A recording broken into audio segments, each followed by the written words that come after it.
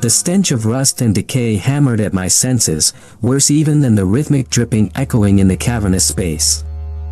My flashlight sputtered, casting grotesque shadows on the damp, moss-covered walls. This wasn't an abandoned mine, it was a tomb. A necropolis carved deep beneath the unsuspecting town of Hollow Creek, rumored to hold a forgotten horror. Years ago, a mining disaster swallowed the men of Hollow Creek whole. Now, I, a disgraced doctor stripped of my license for unorthodox practices, was spelunking into the abyss for a chance at redemption, a documentary on the miner's final resting place. The air grew colder, the dripping faster. My boots crunched on something brittle, and I flicked the light down. A human femur, bleached white by time. My stomach lurched.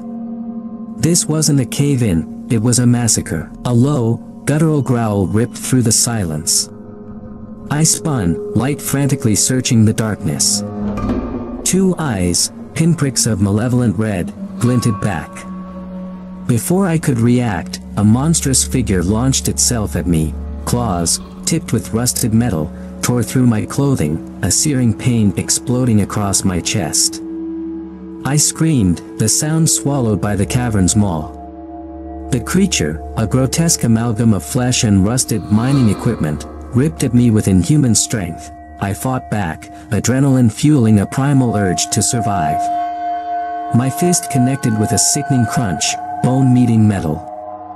The creature roared, a sound that vibrated through my very core.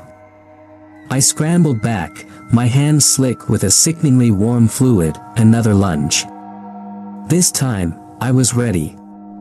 With a desperate heave, I shoved the creature against a jagged rock face. It shrieked, the sound a horrifying blend of metal scraping and raw animalistic fury. I didn't hesitate. Grasping a loose shard of bone, I plunged it into the creature's exposed flesh. Its eyes flared in a momentary flicker of surprise before it convulsed, thrashing wildly. The stench of burning metal filled the air as the bone shard, fused with some rusted contraption, seared its way through the creature. A final, ear-splitting shriek echoed around the cavern before the monstrosity went limp. Shaking, I collapsed against the rock wall, gasping for breath. My vision swam, the metallic tang of blood coating my tongue. Through the haze, I spotted something glinting in the distance. A helmet, its visor cracked. Underneath, a skull, a single gold tooth glinting macabrely. Reality slammed into me. This wasn't a monster. This was one of the miners, twisted and mutated by some unholy alchemy of rust, decay, and a desperate will to survive. And there were likely more. Many more. I stumbled to my feet, the weight of my discovery a crushing burden.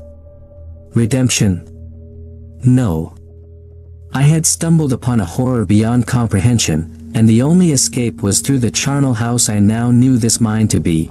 As I limped towards the faint light filtering in from the entrance, a chilling thought echoed in my mind. Was I the doctor, or was I just another patient in this twisted experiment of death?